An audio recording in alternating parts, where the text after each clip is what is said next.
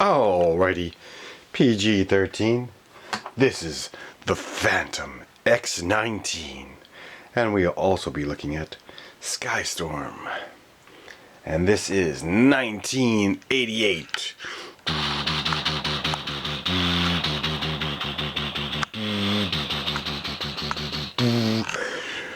Pilot Ghost Rider. And we have Pilot Windmill with his little handgun. And bright flared orange pants. And he is in his Skystorm. First, we'll take a look at the Ghost Rider. Now, the X-19 is a stealthy bomber fighter. As you can see, the cockpit does not open up. I wish it would have. Instead, it slides forward in a useless,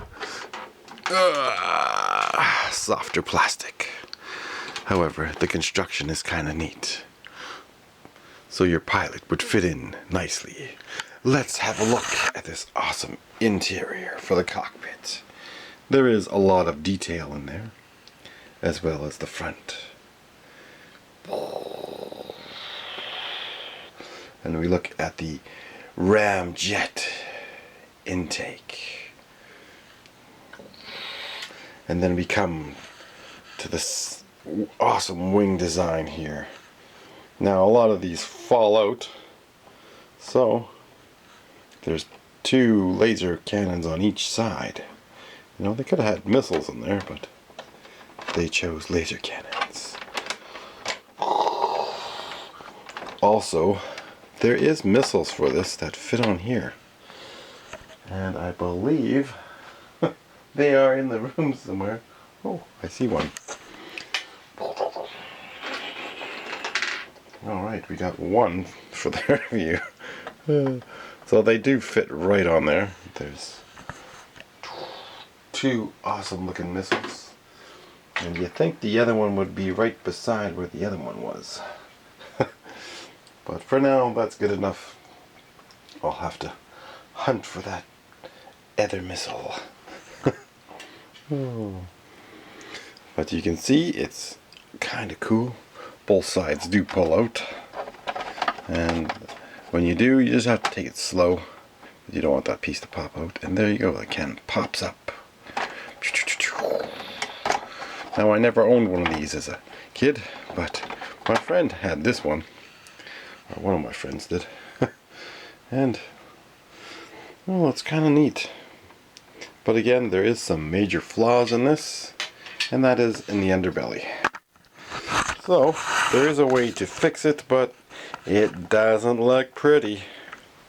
We're going to slide the canopy back into place.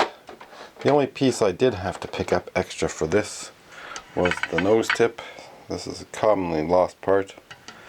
So we're going to have a quick look at the underbelly, and we're going to just pull the camera back.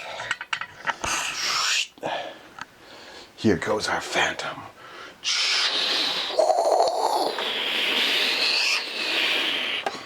Now you look at the back, there's a little tab here, and the landing gear does pull in, but I'm going to show you what I did here. So we're going to pop it back. As you can see, it does fold a little bit, but this one needs help because it is, well, this plastic underneath here gets brittle. The tabs do break off, you can see. So, you know, there's only a matter of time. So the more you open and close it, the more this can snap off. But you pre-drill a hole. You take this all apart, you pre-drill a hole, you drill a screw right into it, as well as the top part does break off. So I was able to do that, but I should have bent the screw a little bit. Then it would have worked out better. But that is one way you can save your landing gear.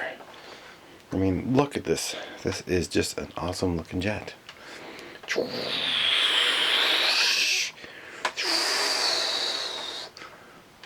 just the detail on this. Wow.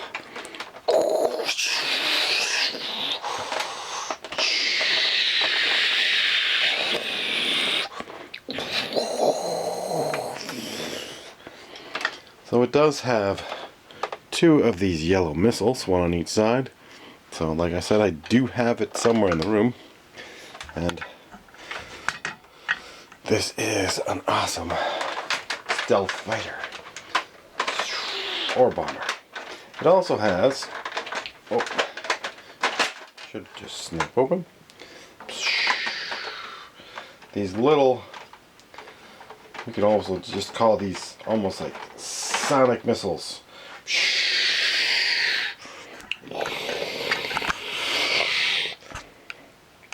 The sonic missiles here. They sit underneath like so, and they slide in and they come out. So this is one jet, even though if it's damaged you can still repair it, but you can't do that with the Night Raven, you know. Oh. So anyways, I was very disappointed, but that does happen with your Night Ravens, and you have to really watch. So we're just gonna slide this over, and it is pretty heavy underneath, but oh well. Now the next, Skystorm with windmill. This does have a type of gimmick, and well, I sort of might have pulled mine out. So it might not work as effective unless, yeah, see, I probably pulled on it too hard or pulled these out. I don't know, something happened. But you're supposed to be able to just, here, let's slide this up and back. You're supposed to be able to just pull on this, and then they sort of come out. But this one's still having technical difficulties. This one does have 6 missiles, and the underside is kind of cheaped out. They don't have any landing gear. They got a ski. But it is kind of unique, and it is kind of futuristic. It's a half a helicopter or a half a plane. You decide. This does fit easily on your aircraft carrier, and it only holds 1. And it does have some detail inside. You can hear that canopy. And there's a little joystick in there on each side, and windmill fits in there pretty easily. He's got lots of space, unlike the Vector. These cannons do swivel up and down, but they do not rotate side to side. So this is simple. I do have an extra piece, which is kind of odd, from my childhood. And it does have the blue missiles, so it is kind of neat. I mean, you could have a few of those. You know, they're not too bad, but you look at the size comparison here, and that is just huge. Huge. So there is no comparison. We'll have to check out, because I do believe this is longer than the Sky Striker. And it's still a cool jet, even though, oh, probably 29 inches because of the tail fin. So we're going to go about 29 inches, 28, 29, in between there. About 28, 29 inches. That is one big, nice fighter jet. And again, it would have been nicer if the canopy would have opened like the Sky Striker, like most of the jets that they had, but it didn't. So we're gonna have to talk briefly here, because you know, people aren't really paying attention. I mean, HasLab, yes, HasLab is coming out with some more crossovers, So be ready to be robbed there. I don't have any of the Transformer crossovers. I don't know if I'll get any. I was leaning towards getting the Striker. I mean, it's just kind of pointless though to pay so much for a vehicle that should be around the $56 range or so. But again, with shipping, taxes, and probably they charge you duties when you're supposed to have duty free under 150. What's going on there? Anyways, that's not the biggest important thing that's happening right now in the world. Russia has its nukes armed, and they just brought another sub to the Arctic. I mean, that would be an act of war in on itself right there. So you got 3 of those, what do you call those, warships with hypersonic missiles. So now you're going to cut your hypersonic missile time in half by having them closer, as well as your sub closer in the Arctic. So instead of it taking half an hour or 15 minutes, it might take 7.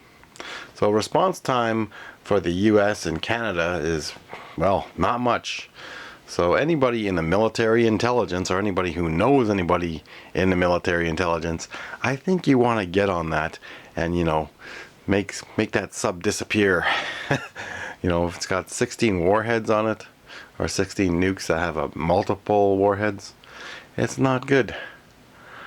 And well, if you don't start setting up defense systems all over North America, we're screwed when it comes to a sneak attack. They could pull up subs on each coast and just fire off nukes and take out military targets, military bases, cities, you know.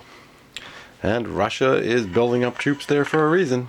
And you don't put a bunch of nuclear missiles in your silos if you're not planning on using them. And they did arm them.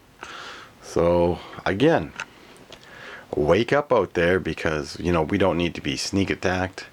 And, you know, if something should happen to those ships in the Atlantic Ocean that are carrying those hypersonic missiles, that might be a good thing. Maybe Ukraine did it.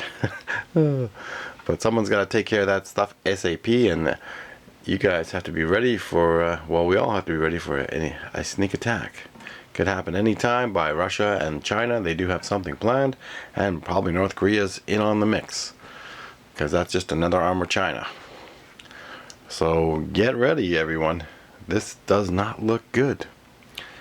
And this is a real possibility, and Russia just drafted all of its men. So that's a clear indication of a bigger escalation coming. Alrighty. I don't think they're just going to be planning on going into Ukraine. They'll probably fire some nukes into Europe and try to go into Europe.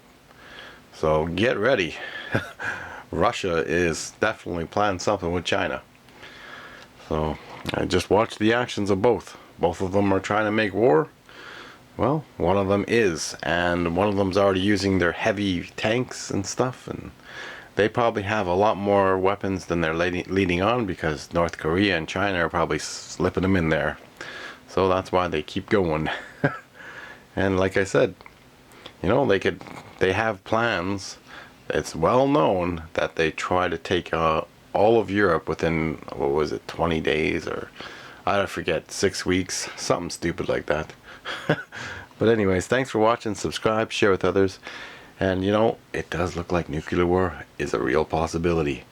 So that is an act of